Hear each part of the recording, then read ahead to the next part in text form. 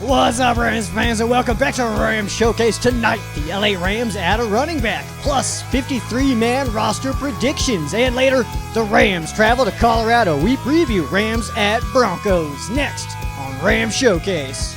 Welcome to Rams Showcase on Sports War Radio. What's going on, Rams fans, and welcome back to Rams Showcase right here on Sports War Radio. I'm your host, Joe Brandon, but you can and should call me Sheriff Joe Baggs. I am laying down the law for you guys tonight. A lot of cool stuff to get into. We've only got one more preseason game remaining. Rams at Broncos. If y'all are going to be there, hit me up in Lot C. Let's have a beer. We're also doing our 53-man roster predictions, so I'm giving you guys the rest of my cut predictions. The rest of them here. I know we got one more game to go, but I'm still going to give you my predictions on this final roster here. And, yeah. Pretty cool stuff, man. We got a lot of cool stuff to get into. Let's go. Okay, we know that the Rams added a running back. Let's go ahead and talk about it, all right?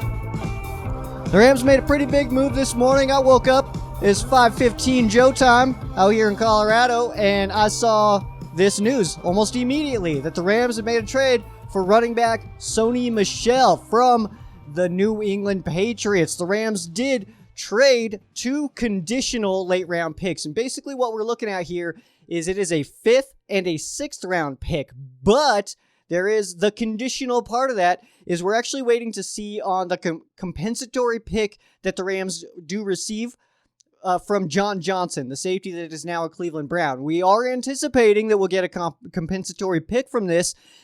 I mean, that makes sense that we will, but basically what we're looking at here is if the Rams get a 4th round pick for John Johnson, that pick will go to the New England Patriots, and the Rams will retain their 5th and 6th rounders.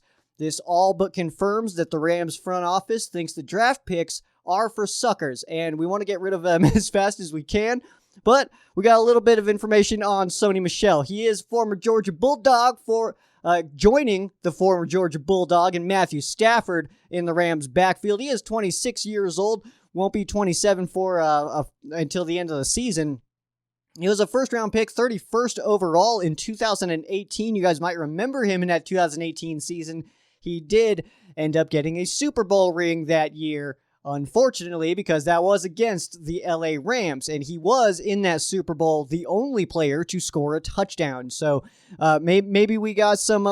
There's something there. Okay, like he scored on us in the Super Bowl. It's like, all right, we'll bring him in here. Let's have him score touchdowns in Super Bowls for us instead of against us. His career stats, he's got 535 carries, 2,292 yards. That is 4.3 yards per carry on average. Very solid average. And he's got 14 rushing touchdowns. Last year, he had just 79 carries, 449 yards. That would have been 3rd on the Rams roster as far as yards go, but he did average 5.7 yards per carry and did just have 1 touchdown last year. His receiving stats in his career, he's caught the football 26 times for 258 yards. That's a 9.9 yards per catch average in 1 touchdown. Last year, he did score that touchdown. He also only had 7 catches, but for 114 yards. That puts his average at 16.3 yards per catch. In the 2021 season, he will have a cap hit of just $1.7 million. So I know that we've kind of talked about the running back position. Of course, we talked about the running back position. It's been a pretty big one as far as the offseason topics go, especially since we've hit training camp, unfortunately, with the Cam Akers injury. Darrell Henderson leaving practice early with a thumb. We'll talk about that in a little bit as well. And then, of course, Raymond Calais as well, who was kind of slated to be a return guy and also maybe a backup back that could kind of come in here and there. But unfortunately, the Rams will not have access to him. So Sony Michel in with the Rams, and I guess initial reaction is like, hey, I don't hate it at all. It's not like he's going to be RB1. That is still going to be Darrell Henderson. But I like the way that we can now incorporate Sony Michel and his style, that like kind of a CJ Anderson kind of running style that Michel brings to the Rams. And I think that will pair really well with Darrell Henderson. What we also learned from Rams general manager Les Snead is that pretty early on after the Akers injury, they kind of targeted Michel as a guy that they would like to go after. And I don't necessarily think that this is super bad news for Xavier Jones or or Jake Funk. I do think it's pretty bad news, though, for Otis Anderson Jr. I don't think that we'll see him retained on the roster. We'll talk about that when we get to our predictions, though. But that is it. Sony Michel, your brand new Los Angeles Ram. He is now here. We also do have a few cuts to talk about. There was an extra cut that was included because the Rams needed to get their roster down to 80.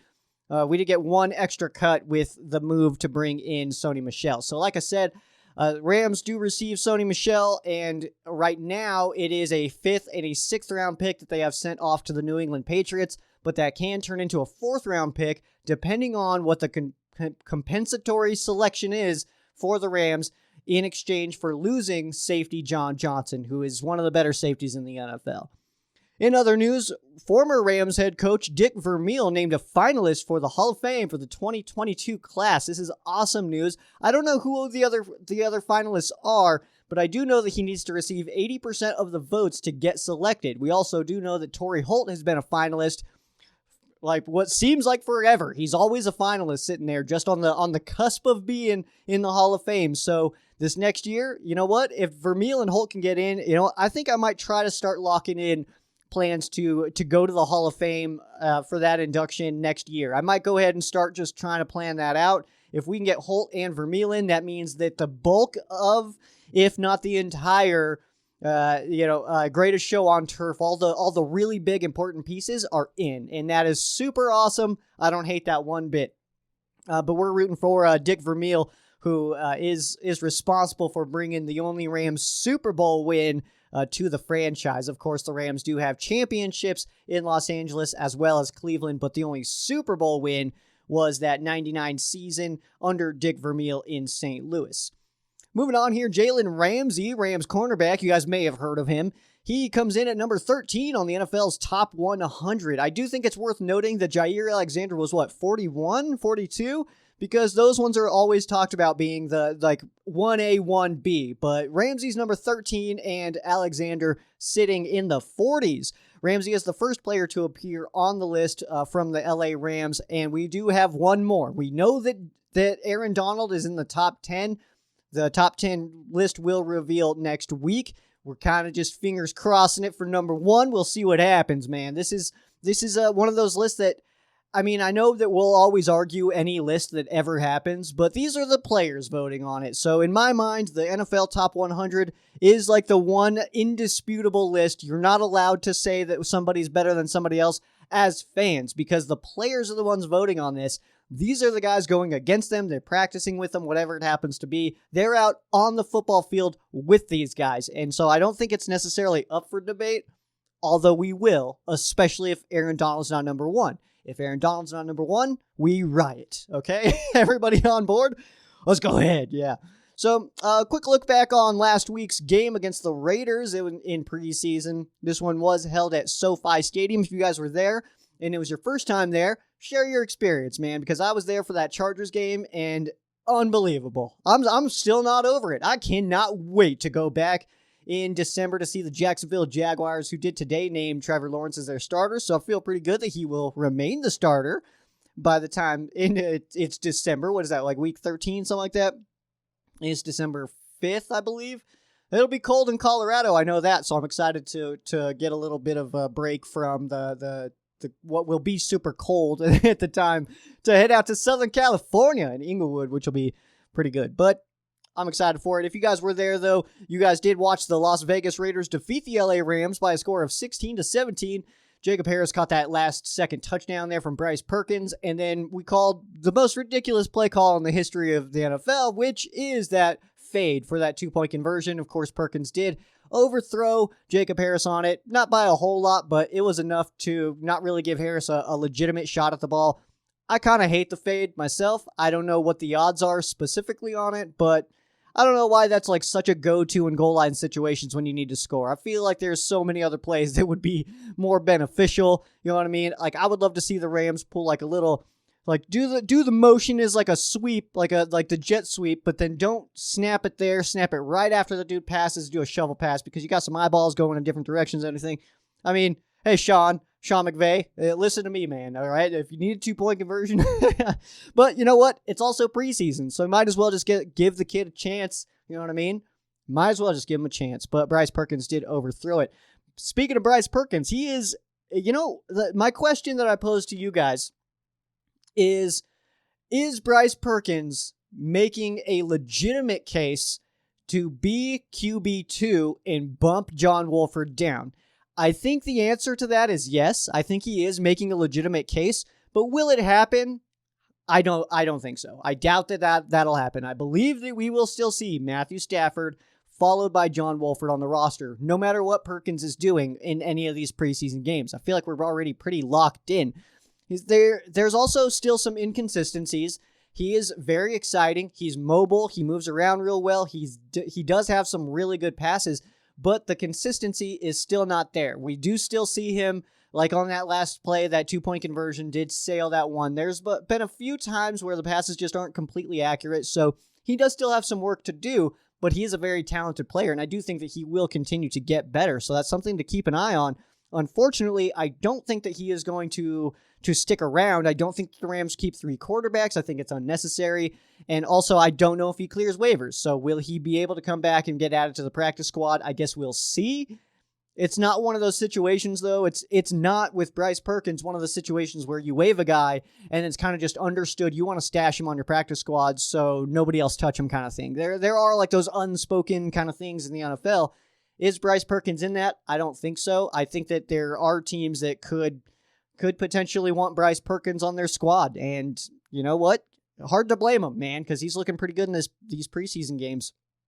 But, he's an exciting preseason player for the Rams. But, I mean, let's not forget that we've got 2 guys ahead of him and 2 guys that we've been excited about. Matthew Stafford, of course, the Rams traded for him before the Super Bowl even happened, so it's been a while. And that excitement, I feel like, has kind of died off. Like, we all accept now that Matthew Stafford is our quarterback. So we haven't necessarily, like, been super into it or everything. And he's also not playing in preseason, so it's I kind of out of the frame, I guess you could say, a little bit. And then, of course, John Wolford, who a lot of people wanted to play last year. A lot of people liked him in that Week 17 game against the Arizona Cardinals. He had like 224, 0 touchdowns, 0 picks against one of the worst defensive secondaries in the NFL last year. A lot of people were really high on him. I have no reason not to be. I think he's a good player. So like that, I like him as a backup. I don't necessarily want him as a QB1, but that's just a personal preference here. You guys can feel free to have whatever personal preferences you guys would like to, because that's fine, But, we just keep in mind that we do have, as much as we like Perkins, there's still 2 guys ahead of him that we like, okay? I mean, nobody's out here bashing the wolf, no one's really out here bashing Stafford either. I do see a couple fans that are kind of like, well, let's temper our expectations, which I definitely understand. Let's let him play some football for us before we crown him as like our savior or anything like that. But I just think it's ridiculous to not understand and accept and vocalize that it is a clear upgrade over Jared Goff. I think if you are not saying that, I think you're in a little bit of denial, which is fine. But getting back to this preseason game, the offensive line did do a better job against the Chargers, not so much against the Raiders. But also, I mean, it's been a little bit of a rough patch in the preseason for the offensive line. But remember, these guys are all backups. We're not playing our starting 5 at all. There were some issues in this game for sure. Bobby Evans played pretty poorly. He had a pretty high PFF grade, but I'm not really sure why, I guess, because he didn't look like he was doing that good of a job. He looked a little bit sloppy out there. Coleman Shelton looked really good, though. He was clearing some paths in the run game, which I like to see. But I would like to see Bobby Evans do a lot better than that. I don't think that he's necessarily I don't think he played poorly enough to put his roster spot in danger, especially considering the other guys that are on the roster that I feel like are kind of clear cuts. But I do think that it did kind of make it so it's like, oh, this guy, he does need to stay a backup right now. So I think that that's what we kind of saw out of Bobby Evans, but I do think that Coleman Shelton absolutely helped his case. The Rams also had multiple rookies pop in this one. Bobby Brown had that really strong stop, just kind of blew up the offensive lineman and got the running back in the backfield. Chris Garrett, he probably made the team on a single drive. He had, what was it? It was a sack and a half and a tackle for loss on just one drive. He was all over the place. If you guys didn't see that, it was super cool because also on the sideline, you got Aaron Donald, Jalen Ramsey, all these guys like going nuts on the sideline because Chris Garrett's absolutely lighting it up.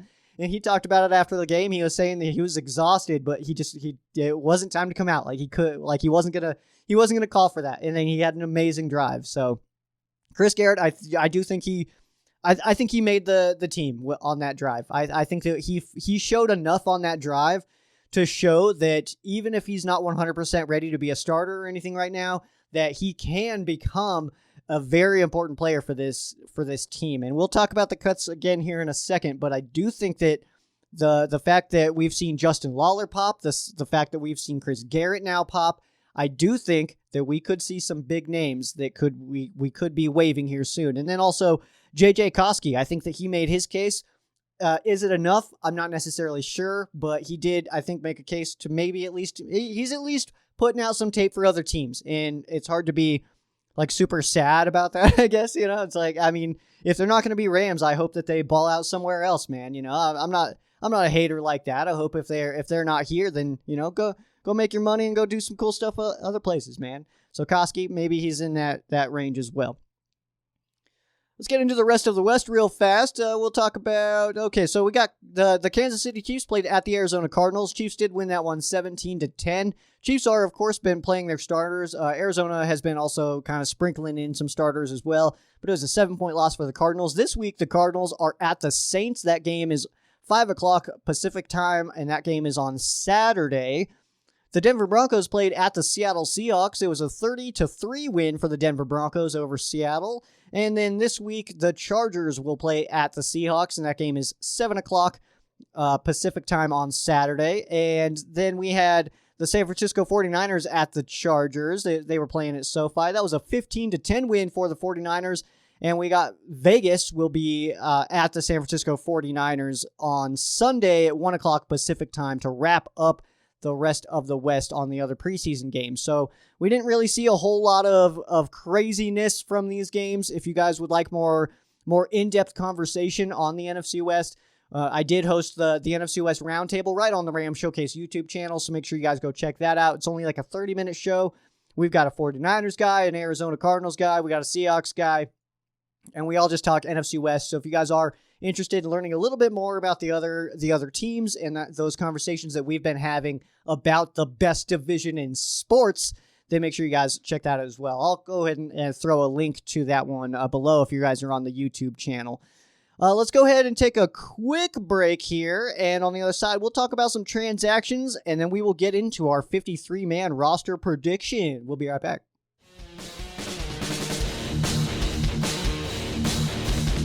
So we did unfortunately get some news on some more running back injuries this week. It's super unfortunate. I feel like Matthew Stafford is he's wherever he goes, he's not allowed to have a running game apparently, and it's leaking into the Rams, unfortunately. But we did suffer an injury at the running back position for running back Raymond Calais. He is scheduled to be out 4 to 6 months. He was part of the waived players. But with the injury, it's fully anticipated he'll clear waivers. We'll be able to stash him after that. So, unfortunate for Calais. He was definitely kind of like being talked about as a guy who could rotate in on offense, but he was also doing a pretty good job at returning. I know he had a pretty big one in the first preseason game against the Chargers. So, unfortunate news there for sure. But I think that this injury here, I think, did play a role in the Rams bringing in Sony Michel. Otis Anderson Jr., I did put in here that he got a big boost in terms of making this roster, but that was noted before the Sony Michel move. I don't think that that's necessarily the case anymore. He still hasn't even found his way onto the offense, even in preseason, so I don't think that that's a good sign. We could see him this weekend against Denver on Saturday, but we'll kind of wait and see. I don't know if Michel is going to be playing in this one. It's kind of yet to be talked about, I guess. I'm sure there will be a press conference today that we'll be talking about. There's probably one happening right now as I record, unfortunately. So there's probably more information that comes out as I'm recording that I don't have access to quite yet. So let's see here. Running back Darrell Henderson left practice early. I believe that was Monday with a thumb injury. Injury is said not to be serious. It looks like just a sprained thumb, and it does not look like this will impact his status for week 1 when the Chicago Bears come to town. So we should be good there.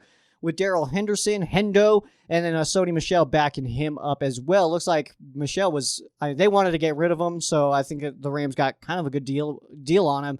But it's also running back, so I mean, those are pretty easy to find. They're kind of all over the place. Let's see here. With both punters that were on the COVID-19 list, of course, Bojorquez has now been removed from that COVID-19 list. The Rams are at the 80-man roster limit right now with a couple of moves that we will talk about. But the team will need to be down to 53-man rosters on August 31st. That's why we are doing our predictions today, because by the time I record again, we will already be at the 53-man roster. So that's why we're knocking those out. But for your cuts for this week, we did cut quarterback Duck Hodges, safety Paris Ford, running back Raymond Calais, tight end Kyle Markway, and long snapper Stephen Wordle. Stephen Wordle was the cut to clear the roster spot for Sony Michel, who the Rams brought in. I've been saying for a few weeks that I thought that Stephen Wordle was going to be the cut, that we were going to stick with Matthew Orzech at the long snapper spot. That is, of course, what happened. I was a little bit surprised to see two of these moves, actually. Quarterback Duck Hodges, as well as safety Paris Ford. I thought that Ford was playing pretty well. He took over that number 43 that was vacated by John Johnson. And then I thought he was playing fine, but it looks like the Rams were just ready to move on. Maybe they wanted to evaluate somebody else, maybe get some more snaps in for somebody like Nick Scott.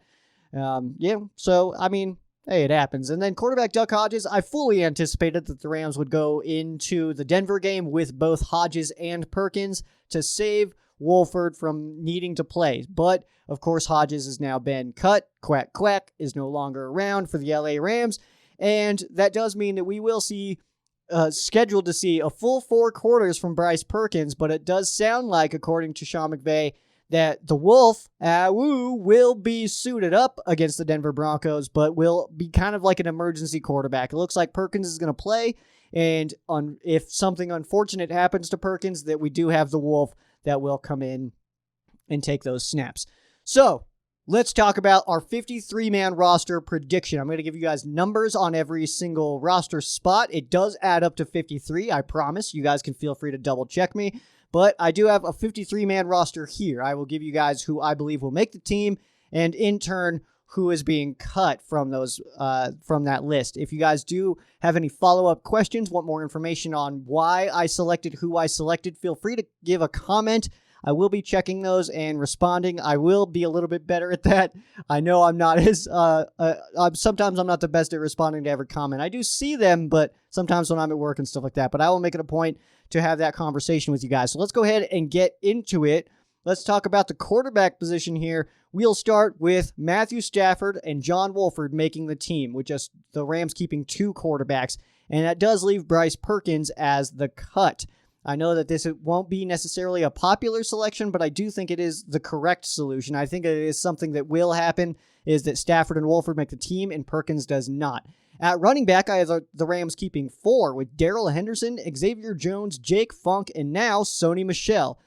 I did originally have the Rams keeping Otis Anderson Jr. after the Raymond Calais injury, but now I do have him as a cut. But I do think that the Rams will maintain the 4 running backs. They do like Xavier Jones and Jake Funk. No reason to get rid of Darrell Henderson. And, of course, just bringing in Sony Michel. No reason to move him now. I have the Rams keeping 3 tight ends. That is Tyler Higbee, Kendall Blanton, and Jacob Harris. That does leave tight end Bryson Hopkins to be cut. There was actually one play that really kind of solidified this, because I was already leaning towards putting Hopkins on my cut list. He was already kind of penciled in there. There was one special teams play against the Raiders that was maybe the worst effort play that I've seen from any Ram this preseason, and that was Bryson Hopkins on, I want to say it was a kickoff, maybe it was a punt. But either way, he was in kick coverage, should have made the tackle, but had 0 effort level on it, so that's why I kind of put him in there. That will pop up on tape. If I caught it just live, then I know that it's going to pop up on tape. And from the comments we've heard from Sean McVay about Kendall Blanton, I do think that he does make this team. So Higbee, Blanton, and Harris as your tight ends. I have the Rams keeping just 6 wide receivers, as opposed to the 7 that they did keep last year. That would be Robert Woods, Cooper Kupp, Deshaun Jackson, Van Jefferson, Tutu Atwell, and Tristan Jackson is my selection for that final spot there. That does leave the cuts as Landon Akers, Jeremiah Hadel, J.J. Koski, and Ben Skoranek. Skoranek is in a situation with his injury where he could be somebody who clears and then gets stashed on the practice squad or something like that. But the other guys, Akers has done well in preseason. Hadel's done well in preseason. Koski did really well against the Raiders. Is it enough to make the roster? I don't believe so. Tristan Jackson, of course, he was the one that scored the Rams' only touchdown in the first preseason game against the Chargers. I do think that he does bring a different skill set similar to Van Jefferson that I do think is important to this team. Not necessarily the other guys. They don't really stick out to me as somebody who could be like an actual contributor if somebody were to go down. If Van Jefferson went down, I like Tristan Jackson's ability to kind of take over that role. On the offensive line, I have the Rams keeping 9. That would be Andrew Whitworth, David Edwards, Brian Allen, Austin Corbett, Rob Havenstein, Bobby Evans, Joe Noteboom, Coleman Shelton, and Tremaine Ankrum. That leaves the cuts being Chandler Brewer, A.J. Jackson, Jeremiah Colon, and Jordan Meredith. I know we talked about Bobby Evans a little bit, but I don't think that he played poorly enough to get cut, especially ahead of Chandler Brewer, A.J. Jackson, Jeremiah Colon, and Jordan Meredith. I don't think that he fell below them based on what we saw against the Raiders. I do think that Whitworth, Edwards, Allen, Corbett, and Havenstein are your starters, and Bobby Evans, Noteboom, Shelton, and Ankrum will be backing it up. Shelton can back up interior in any spot, so he can be that backup center as well as guard. And then Ankrum, he can do kind of guard tackle. Bobby Evans, I think, should be playing more tackle than guard, but he can play either of those. And then Noteboom, we know, can be guard or tackle as well. So those are your 9 there. Let's flip into the defensive side here. I have the Rams keeping 7 defensive linemen. They do like to run a pretty heavy rotation there, so I did add a number there. I was going to keep with 6, but I did choose to stay with 7. There, your defensive linemen are Aaron Donald, Sebastian Joseph Day, Ashawn Robinson, Bobby Brown III, Ernest Brown IV, Eric Banks, and Greg Gaines. That leaves the cuts being Marquise Copeland, John Daka, Michael Hogt, and Jonah Williams. I do love the depth here, and unfortunately, the guys that I do have as cuts, especially Daka, Hogt, and Williams, nothing against Copeland, but I do think he is the weakest of that group. I do like those guys, and I would like to see them clear waivers and stick around, especially for some emergency depth if needed, but Sebastian Joseph Day and Ashawn Robinson, they look to be starters. Bobby Brown and Ernest Brown are strong rookies that I think will continue to develop. And Greg Gaines, I was not a fan last year. I do think he's in a position to still make the team. And then Eric Banks, I think, is doing enough to make the team as well as a rotational backup. At the linebacker spot, we'll start at the outside linebacker. We'll go with Leonard Floyd, Justin Hollins, Chris Garrett, and Justin Lawler. That, if you guys are keeping track at home, leaves Terrell Lewis and Obaniah Okoronkwo as my 2 cuts.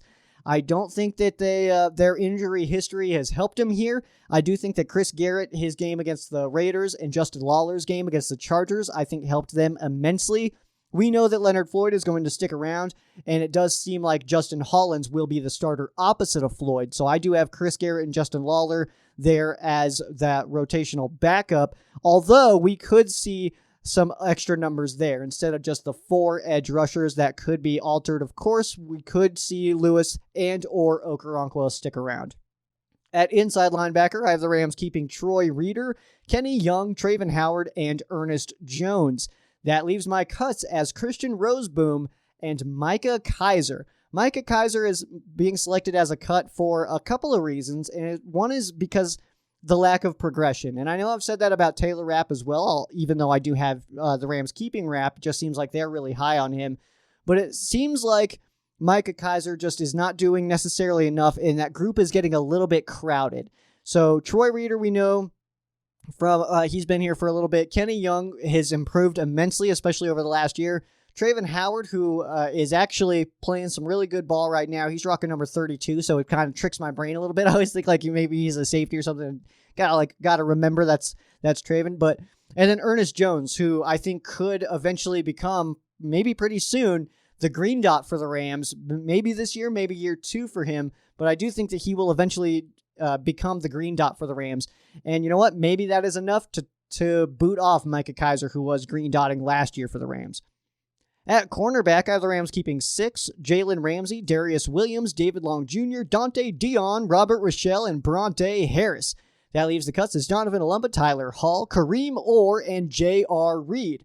Orr and Reed are two guys who can absolutely make this team. They're right in that line as well. But I think Bronte Harris is just playing a little bit better. I think Robert Rochelle, I think that his ceiling's just extremely high. I don't think that we'd move on from him. Dante Dion is a guy that could be one of those that gets cut. But, his attitude in the locker room is, I think, such a positive experience that I think that is worth it to keep him around. I think that he brings energy, he brings excitement into a group like DBs, man. That's exactly what you need out of that grouping. So I like Dante Dion making this team. David Long Jr. feel good about, of course, Darius Williams and Jalen Ramsey. They're locked in. They're not fighting for a roster spot there. We know that those guys are going to make the team. But Bronte Harris, I think, is doing enough to knock down guys like Kareem Orr and J.R. Reed. Kareem Orr, I was excited to see him come in and play. Has not played to the level that I thought he would, unfortunately. J.R. Reed is playing pretty well, but I don't think it's enough. I think that Bronte Harris is playing a little bit better. At the safety spot, other Rams keeping 5 here, and that would be Jordan Fuller, Terrell Burgess, Taylor Rapp, Nick Scott, and Juju Hughes. The reason that I have so many here selected is because there is some versatility going on here. So I know that Jake Jervis and Troy Warner, those are my 2 cuts at the safety spot. Jervis has been playing more of like a linebacker role, but that's something that we can get out of Taylor Rapp and where I think that he actually excels. I think that's where he plays a little bit better. Nick Scott is progressing really nicely, and Juju Hughes has had a really strong preseason, so I don't think that there's any reason to necessarily move on from him. Terrell Burgess, I think he's already making the case to be a starter over Rapp. That's just myself.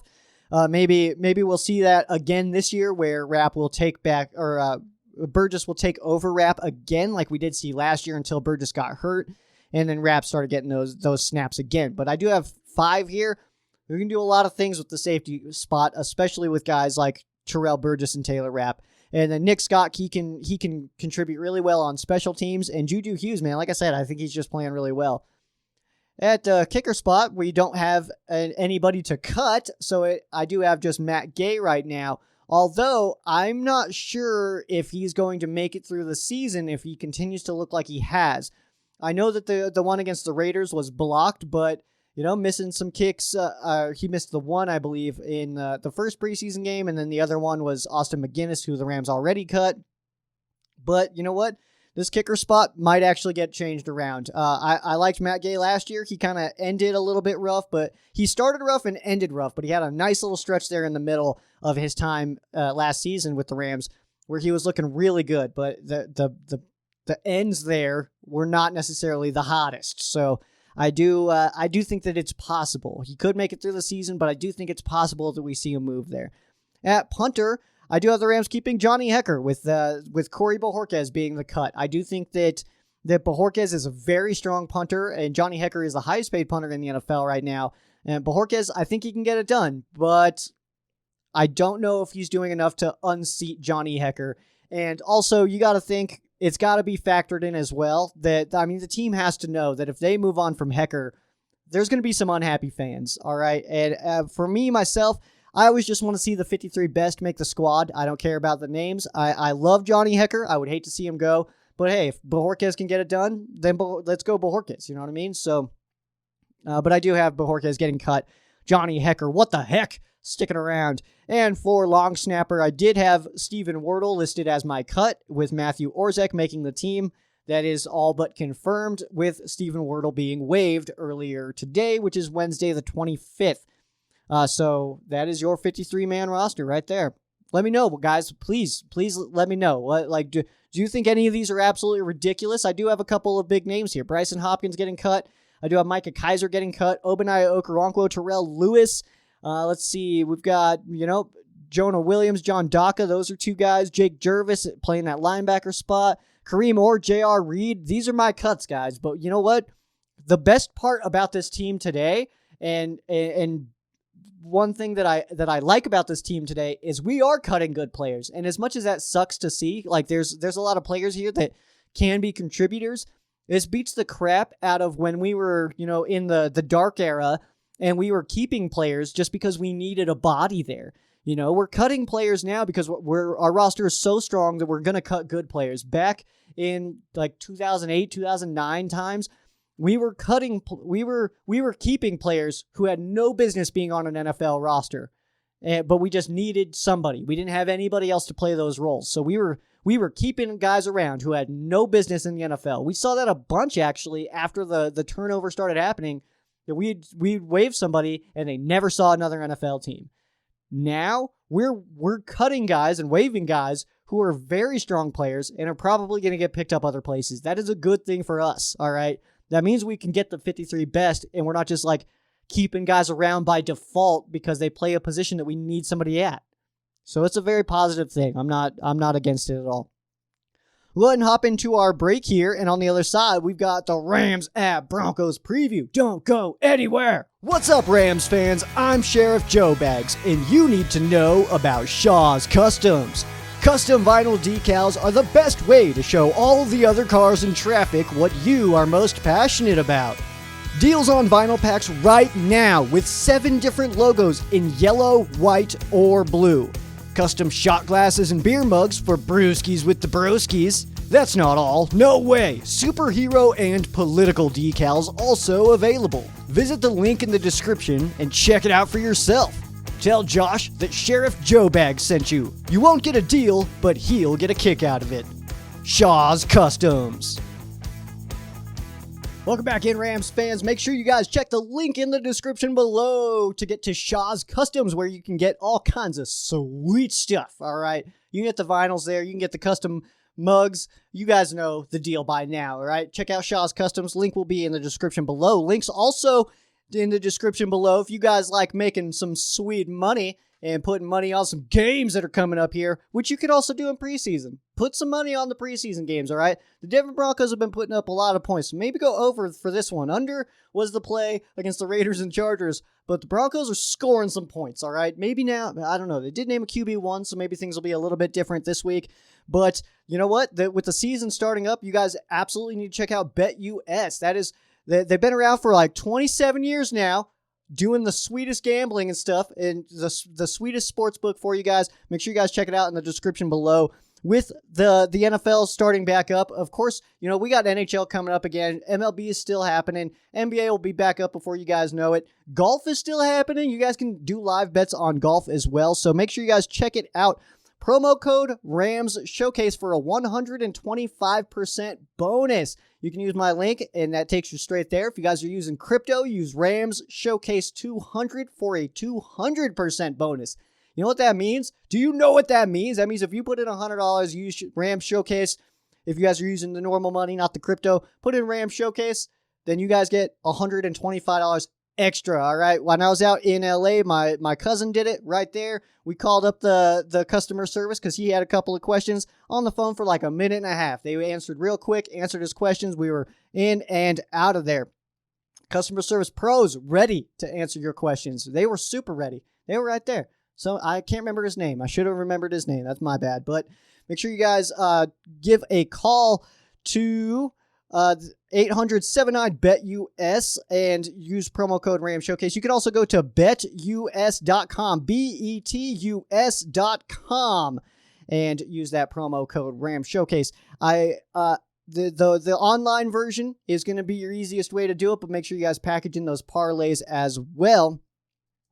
But BetUS, you bet, you win, you get paid. BetUS.com, betus.com. If you guys are not necessarily into the sports book stuff, but you guys like daily fantasy, well, we got you covered there as well. Thrive Fantasy is, there's also going to be a link in the description for you guys below. If you guys follow that link, the Ram Showcase promo code is there. By using the Ram Showcase promo code, you get up to $100 matched on your first deposit. So you put in $100, they'll match your $100. Now you got $200 to play with, all right? So I'm absolutely getting on this for the season. For week 1, I will be rocking this one. It's a little bit different than daily fantasy. And what happens here is it's actually using the player props, okay? So, we know that, Matthew Stafford, his his is probably going to be, over under 685 yards for week 1 against the Bears. That's probably not true, so don't quote me on that one. But either way, you select that, and then you can select the over or the under, and then based on the odds of that happening, which is all set up by the whole Vegas stuff, then from there, you guys, it's a point total. So if you select the over and that was less likely to happen, you get more points for selecting that and getting it. But you can go all the way down the list. You select 10 of the top 20 available player props to build your lineup. Each prop is assigned a fantasy value for both the over and the under based on how likely it hits or it is to hit. So Thrive is featuring a $100,000 guaranteed contest, $20 to enter for week 1.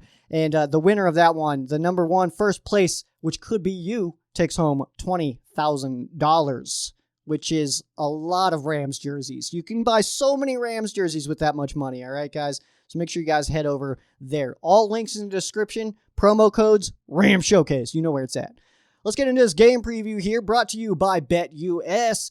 The Los Angeles Rams are at the Denver Broncos. This game will kick off at 6:05 p.m. Pacific time. The game is being held at Empower Field at Mile High. I did get the name of the stadium correct finally. It's always just Mile High, though. Really, it is always just Mile High. If you guys are going to be there, make sure you guys find me. I will be wearing my Color Rush Sheriff Joe Bags jersey. So you see a yellow jersey with a number 9 on it and a sheriff hat.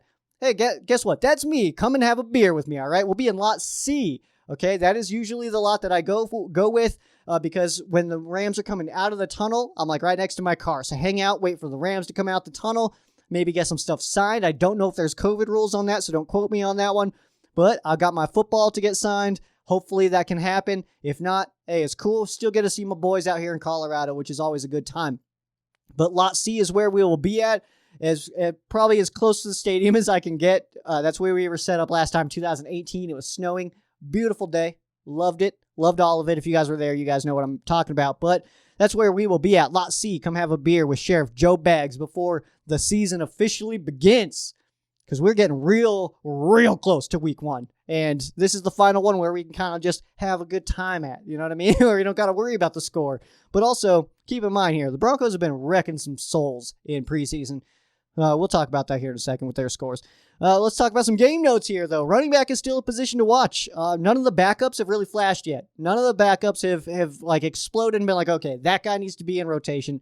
Xavier Jones, I like. Jake Funk, I like. But are they doing enough to really pop into that and be the guy? You know what I mean? I don't think so yet. The Sony Michel move tells us that the coaching staff may have lost a little bit of confidence in that group over the last 2 games, whether that be because of production or injuries. We have seen 3 running back injuries. Luckily for Darrell Henderson, not a bad injury. Looks like just a sprained thumb. He'll be good for week 1, but we did lose Raymond Calais and Cam Akers for the entire season. Outside linebacker is still a pretty big battle right now. There have been a number of guys flash and some veterans at the position who could be hard-pressed to keep their roster spots with some of the production that's coming from the younger guys. I'm talking specifically about the production coming from Chris Garrett, 7th-round pick, and I want to say Justin Lawler was a 7th-round pick as well. So we've got a couple of late-round guys who are really performing well in these preseason games, and somebody like Terrell Lewis, who is still kind of nursing up a little bit, and Obaniah Okoronkwo, who I like a lot. I think he's got a really high motor, very talented player. But you know what? I mean, do we go with one of these other guys? You know what I mean? So do we keep Obo? Maybe move on from Lewis? I'll let you guys decide. Tell me what you guys' opinions are, but that is still a position group to keep some eyeballs on. And decisions have to be made at the cornerback spot. Dante Dion, Bronte Harris, Kareem Orr, and J.R. Reed all look to really be fighting for 2 roster spots. I did have, in my roster prediction, I did have Dante Dion and Bronte Harris as the ones making the team with Kareem Orr and J.R. Reed being cut. But you know what? I think that a lot of that will come down to this game. I don't think that all the roster spots are set yet.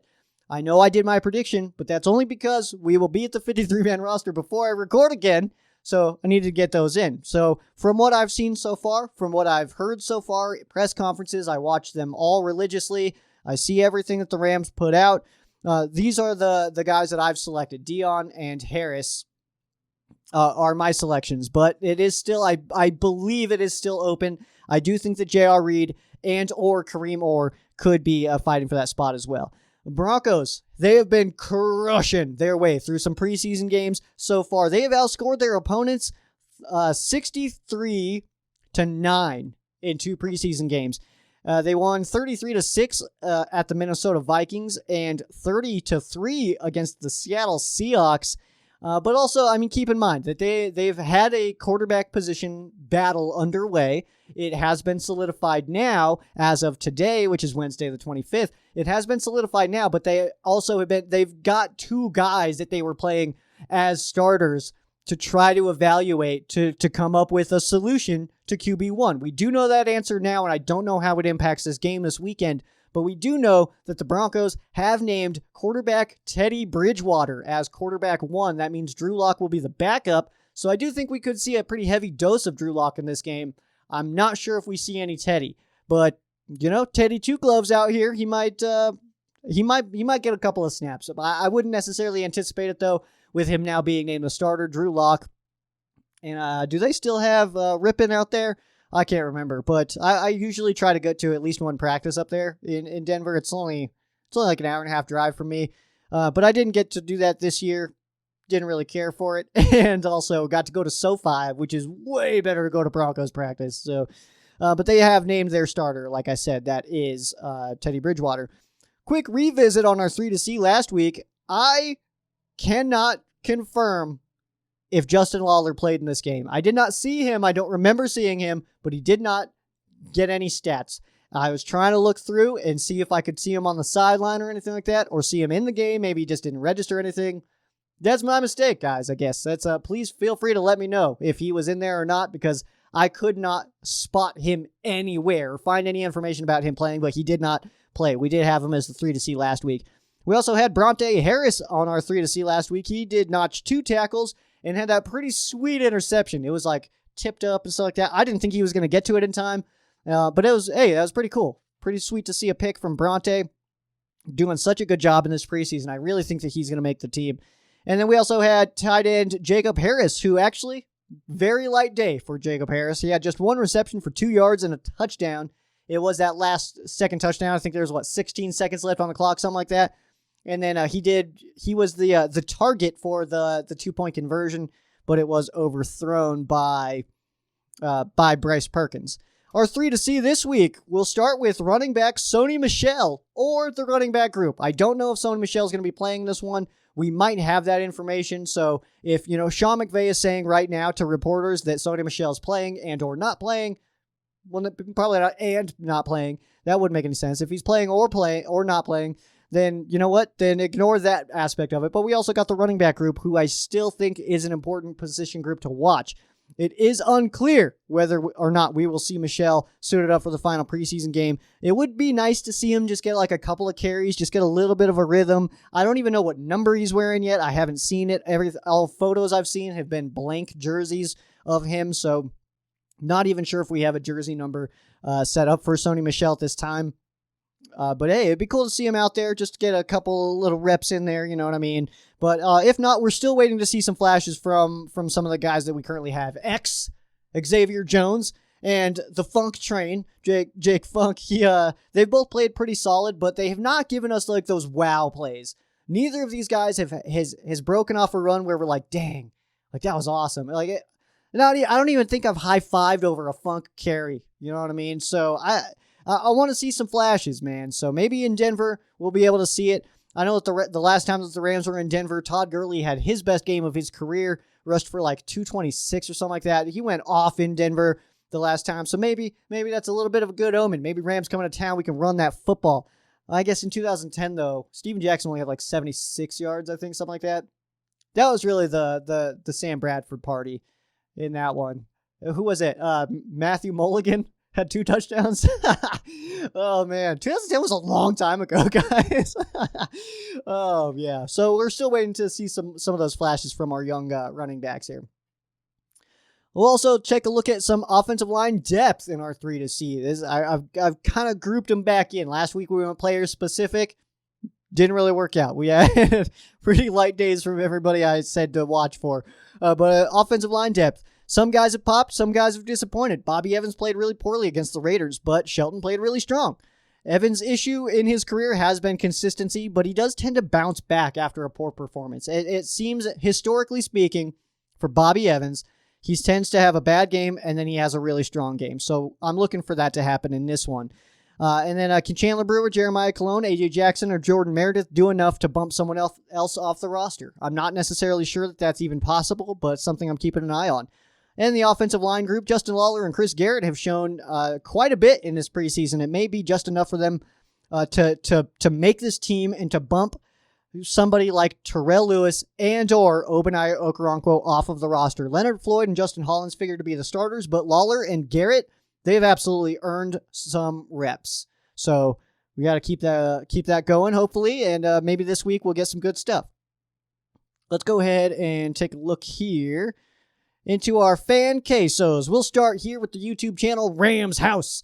Whose house? And if you guys have not subbed to Rams House yet, make sure you guys do it. I'm sure we'll take a couple of photos because I know that Rams House is going to be in the house up in Denver, and we'll definitely be hanging out. So, no, I don't think any beers for Rams House. I don't think so. No, maybe not. I don't know. More for me. That's fine. But question here from Rams House. You will get a lot of these questions for sure, but do you see Sony Michel having split carries with Henderson? I do think that they will complement each other. Yeah, you know what? It does feel like Michel was brought in for a reason. It does feel like Michel was brought in to be like an RB2 that has a pretty heavy rotation with Darrell Henderson. I think that that's very real. The way that I think that Darrell Henderson and Sony Michel, they almost have similar styles, but not necessarily. You know what I mean? Like, they both, I think, will work well in our scheme as far as like that zone, read it and hit it kind of thing. But they do bring different skill sets. I kind of been relating like Sony Michel to like that CJ Anderson body style. So I do think that it'll be beneficial. And also, I think that it's very real that we see a pretty decent rotation with Henderson and Sony Michel. I'm sorry, this post popped in like as I'm looking here, and it looks like somebody thinks that Johnny Hekker could get the boot. I don't know if that's a pun. Yeah, I'm gonna have to look at that one later on. But yeah, you know what? I do think it is. I will say this. This is not a queso or anything like that. Just a comment I saw in passing just now. I do think it's very real that the Rams cut Johnny Hekker. I think that is a very real possibility. I don't necessarily think, I'm not locked in on that. I'm not saying that's not my prediction or anything like that. But I'm at the point now with Corey Bojorquez and the way that he's played, especially in that first one, in that first preseason game, he played really well. He had the best punt of the night in that game. And then, of course, neither of them played this last week, which does hurt our evaluation. Matt Gay was punting. But I think it's very, very real that the Rams cut Johnny Hekker and keep on Corey Bojorquez at the punter spot. It feels real. All right, next one here comes from James. Critics argue Sony Michel is merely a lateral move given his health concern. Thoughts? Lateral from what is my question back to you, James? Is it lateral from Xavier Jones and Jake Funk? Because I don't think so. I think that his experience in the NFL, I think, is super beneficial. I know it's not a whole lot. I know that I've been talking about somebody like Adrian Peterson coming in and what kind of presence he would bring to the locker room. But I think that Sony Michel is a benefit. I don't think it's necessarily like, I think that group got better today. I think that the Rams running back group got better by bringing in Sony Michel. Lance had the question, what they give New England for Sony, and then somebody answered the question in the comments. So thanks for that. Now that Lance isn't going to watch the show. But yeah, it's a 5th and 6th, but that can turn into a 4th, depending on if the Rams do receive a 4th round compensatory selection for safety John Johnson, which is very real that could happen. I would probably peg that as a 4th because they can go up to a 3, but I would say 4th feels right for John Johnson. So I do anticipate that being the case, but if not, then it is going to be a 5th and a 6th. Next one here from Ian. What should we expect Saturday in Denver as far as starters, 2nd, 3rd, and 4th stringers? Yeah, what we're going to see a lot here, Ian, who is a Broncos fan. I know I don't remember if you were excited about Teddy or not, but yeah, Yeah, I know a lot of fans are not. I know a lot of fans are upset with the Broncos not starting Locke and blaming Fangio. Fangio is not a popular guy in Denver right now. To some people, I don't know. It's a very split situation out in Denver. We're used to that, though. We're used to having a split fan base, whether it's city, whether it's coach, whether it's quarterbacks, whether we're a pretty split fan base in for the Rams at least. So we're kind of used to that. But Ian's question about the starters here is, I mean, I would expect less starters and less real game planning than we've seen before. I think that we're really trying to just get some evaluation on those bottom depth chart guys. We do have a couple of people here that I think that they're fighting for their spots, and we've got like I said, at the cornerback spot, we've got 4 guys fighting for what I believe to be 2 slots. So it's bottom of the depth chart. That's what we're going to see. I think it's going to be pretty heavy that we see that. As far as the quarterback position, we'll actually see third stringer the whole game. It's Bryce Perkins the whole game. If something were to happen to Bryce Perkins, we would see John Wolford, the Wolf, in the game. But of course, Matthew Stafford's not going to be playing this one as well. I am curious, back to you, Ian, to see what the Broncos' plans are for this preseason game, because I'm really not sure. But I do think that the Rams, with the position battles that they have at outside linebacker, as well as the cornerback spot, I like that we get to go against the Broncos for this one. It will also give us a good barometer of where these guys are at as far as conditioning goes. I know that, you know, we're wrapping up preseason, so everybody should be right there. Everybody should be kind of like peak performance right now. But this will give us, that will potentially weed out somebody who cannot hang. Because if you can't hang in Denver, then you can't hang, man. So Denver's way up there in elevation, obviously a mile high. I'm a little bit higher up than that out here in Fountain, Colorado, but Denver's up there. And so I think that's relevant. Couple here from Adrian. After Perkins' performance on both games, is there a scenario where the Rams keep Perkins instead of Wolford? Or do you think that the Rams will roll with 3 quarterbacks on the roster? No, I think that Wolford is safe at QB2, and I see no reason the Rams would go with 3 quarterbacks. It's not really necessary, you know? It's really just not necessary at all. And especially, I mean, you've still got guys that are free agents like Blake Bortles if something were to happen. I know he just tried out for somebody, but they didn't go with him. But, you know, there's other options. There's no reason to keep a 3rd quarterback. Do you think Wolford will dress up as the emergency quarterback in Denver? Yes, I do. I believe that has been confirmed. Next question. Coach Vermeil is a Hall of Fame finalist, and Torrey Holt is always a finalist. Is 2022 the year that the greatest show on turf will reside in Canton, Ohio? I mean, you did predict this 2-3 shows ago. You're absolutely right, Adrian. I'm Joe Stradamus. I'm the best. Hashtag Joe Stradamus, like you said. And yeah, I would love to see it, man. I would absolutely love to see it. Obviously, we know that Dick Vermeil and Torrey Holt will both get into the Hall of Fame at some point. I want to get that entire class in, though, man. I want to see that greatest show on turf in there, because that was like, that grouping there, like, I liked football, but seeing the greatest show on turf, that's what made me love football. You know, like, that's why I'm kind of where I'm at today, is just, it locked me in, man. It was so much fun to watch, so exciting. So I would love to see them all in there. Do you think that McVay should have Sony Michel run laps for the entire first practice because he scored the only touchdown in Super Bowl 53? No!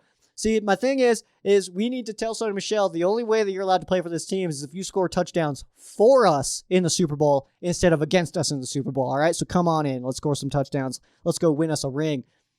Next one here from Cody. What games do you have circled this year, and what games do you think McVay has circled? McVay, I don't think circles any games.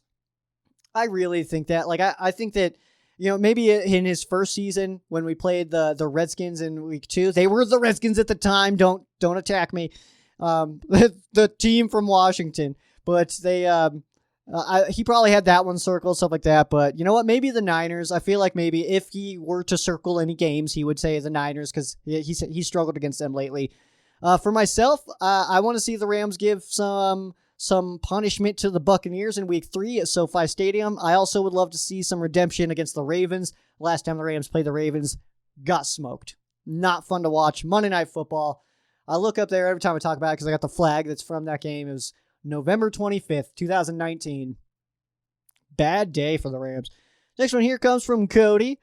What game? Oh, we already read that one. Next one here comes from Cody. Outside of Akers, what are the Rams doing outside of the preseason to keep everybody healthy? You know what? They actually did put a video out on this. Reggie Scott put out a video of some that's like the Theragun thing that they do, and it's all about recovery, man. I mean, he was saying it in that video that, you know, the best way to prevent injuries and stuff like that, to have athletes performing at their best is that recovery, you know, and making sure that they're cooling down and getting that treatment after practices and stuff like that. So, yeah, I mean, the Rams training staff is actually super awesome. And unfortunately, we're seeing in a situation this offseason where we've seen more injuries than we're used to seeing in the past couple of years. So that is unfortunate. But you know what? I do like that the approach that this team has. We hit, I think, less than any other team in the NFL. We're not big hitters in practice or anything like that. I do think that having multiple joint practices did kind of, you know, increase those chances a little bit, because other teams don't care if you're hurt or not. You know what I mean? And they're just trying to get in some good practice, and especially you got guys trying to put out some tape. So, but you know, as far as that goes, it's all about recovery for this team and making sure that you're good to go. They kind of ramp it up too. So everybody comes in shape, and then they kind of ramp it up. They're still ramping up until we hit into week 1. That's where everybody should be football ready to take on some hits, not a whole lot of soft tissues at that point, and just making sure you're taking care of yourself. So, next one from Cody. What are the Rams' top 3 preseason performers? Should have read this one before. I'll go with Bryce Perkins at quarterback. I think he's played very well.